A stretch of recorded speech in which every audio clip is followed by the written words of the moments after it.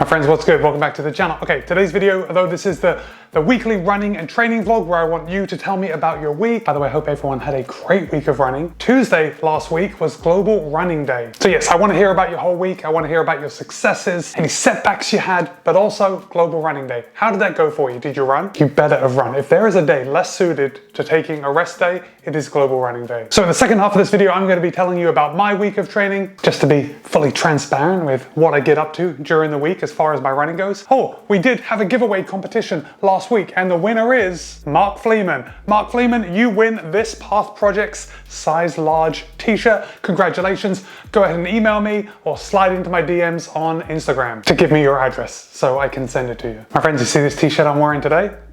It's another Path Projects t-shirt, and again, I have a giveaway, size large in this Path Projects logo t-shirt. Okay, first, you do have to be subscribed to this channel. You do have to follow me on Instagram, and you have to answer a question.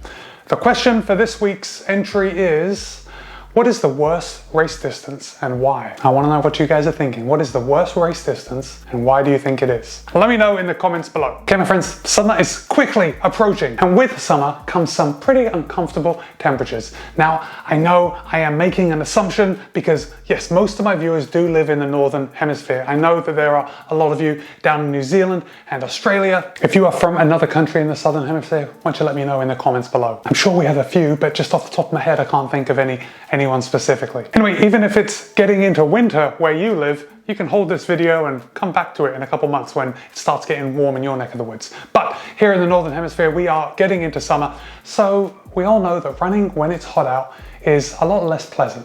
Let's just put it that way. It's less pleasant than running in the cool temperatures. There have been studies that show that around 50 degrees Fahrenheit or about 10 degrees Celsius is the most ideal temperature for running. That's because the old bod just works so efficiently at those temperatures. When it's nice and cool like that, your heart rate is a little lower because your body isn't constantly trying to shed heat. But when it does get warm, your body gets used to the heat and it becomes more efficient at running and operating in higher temperatures. And here's the good thing. It doesn't take long to acclimatize to the heat. Your body's going to start changing and you're going to start noticing some improvements in a couple of days of heat training. Now that doesn't mean that everything's going to be easier. I really struggled on today's run.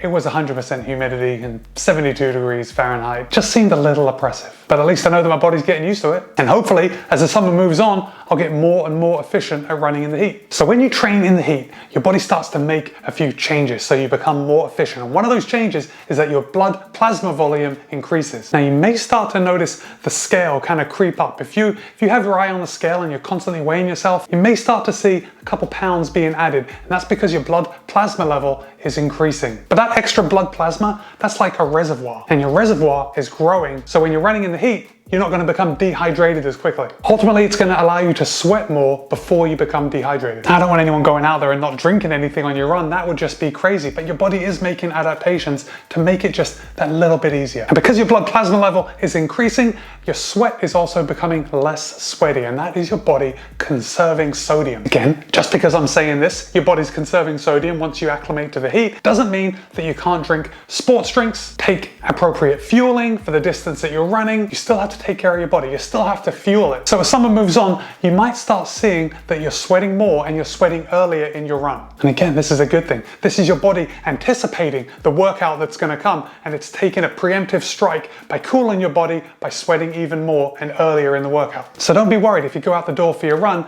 and in the first 5 minutes you're soaked with sweat. Totally normal. Another change is that your body starts sending more blood to your skin, and this is for two reasons. So when you start working out, when you're running, your muscles are creating heat. In fact, the energy output of your muscles is about 75% heat. All that heat has to be dissipated for us to keep moving efficiently. The blood is actually carrying that heat to your skin, and then the skin takes over and starts to sweat and dissipates the heat. It's all just the magic of physiology. Some of us live in more hot places than other people, so this next bit is good news. You don't have to run constantly in the heat to become acclimatized to the heat. So it only takes about 10 days of running in hot weather to be fully acclimated to the heat, but those don't have to be 10 days in a row. If you run every 3 days for a month, you're still going to get those 10 days of heat training, and so by the end of the month, you're going to be acclimated. So don't think if you take a couple of days off in between your runs, you're losing all the benefits, you're just going to revert back to base level. You're not. When you're running in the heat, It's kind of cumulative. Your body's learning what it's like to run in the heat and it's making the appropriate changes. Also, you don't have to change your workouts in order to become better acclimated to the heat. Like just because it's hot, you don't have to go out and thrash yourself in the heat. Now, the stuff I was looking at before I came to talk to you guys quoted some pretty old studies, but there was one study back in the 60s that did an experiment and they found you don't have to work out for more than 100 minutes to get the full benefits of heat acclimation. So what I'm saying is there were no benefits past working out for 100 minutes. So if you're going out for an hour and running in the heat, that is absolutely brilliant. And you're changing your body for the better. You're making yourself a better heat acclimatized runner. Same thing goes for effort. A 1991 study showed that you don't have to thrash it in order to get the benefits. You're still going to get the benefits when you run at about 50% of your VO2 max pace. And for those of you that don't have a calculator handy figuring out your VO2 max and the pace that's associated with it and 50% of that, it's a very, very easy jog. Basically, if you just go outside and get your heart rate up a little bit, you're going to be benefiting. So just because we're talking about the benefits of heat training and how we can get better at running in the heat, that is just so we can enjoy our summers and still do our sport and still get out there and do what we love. But there are a lot of dangers with running in the heat. So there are a couple of things that I want you to be aware of when you're out running in the heat. They are some serious red flags that you have to be aware of if you're going to be exercising in the heat. The first one is feeling chilled. If you're feeling chilled, it's a red flag. It's a red flag saying that heat stroke is on its way. If you're feeling chilled and it's hot out, stop running, get in the shade, drink lots. The next is if you stop sweating. Now we've already talked about how your body's going to start sweating sooner and all that blood going to your skin is going to help you sweat more because it's dissipating the heat. But if you stop sweating and it's hot out, again, waving the red flag, stop what you're doing, get in the shade, drink something, relax, you are done. That is even a bigger warning of heat stroke coming to get you. And the last danger sign is nausea. If you start feeling sick, if you start feeling nauseous when you're running, it's time to pull the plug and take care of yourself. Remember, this running lark is supposed to be fun. We have to do it responsibly. And when we're running in the heat, although we can get better at running in the heat, there are a lot of dangers associated with it. So I want you guys to take care. Oh, and of course, one more thing. If you're going to be out in the sun, wear sunscreen or cover up with some good UV clothes. I know I do have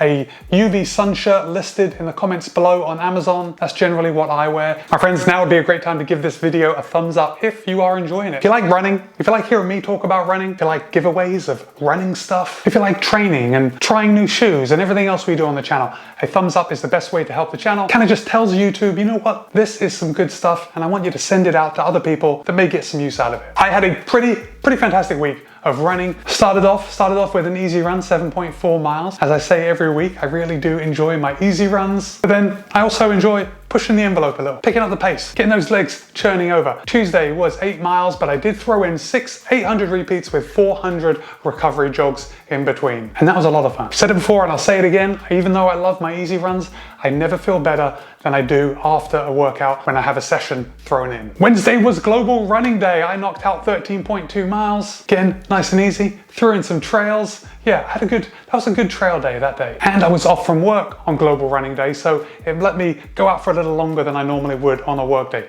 13.2 miles on that day. Thursday was another day off, but I only ran 10 miles, and that was the day that I was talking about that I was really starting to feel the heat. Although it was only 72 degrees Fahrenheit, it was 100% humidity, it just was a little oppressive that day. You know what? It was probably a little more oppressive because I felt good when I first went out, and I didn't bring a bottle with me. So I ran 10 miles in the heat, in that super high humidity, without drinking anything, without taking any fueling. And obviously that is going to contribute to feeling pretty bad. Friday was a great 7.6 miles and I did throw in 12 1-minute intervals with 30 seconds rest in between. Nice short intervals, but it was good to get my legs turning over. Felt really good after that one. Saturday, I knocked out 8.1 miles and I did 3 1-mile repeats with a 1/4 mile recovery in between. Now those 1-mile repeats obviously weren't as fast as my 1-minute repeats the day before. That was kind of at marathon goal pace. So with the heat and the humidity, it was a little uncomfortable, but it felt manageable. Sunday, wrapping up my week with 7.3 miles, very easy. Toasty morning, 75 Fahrenheit at like 4 in the morning when I went out, so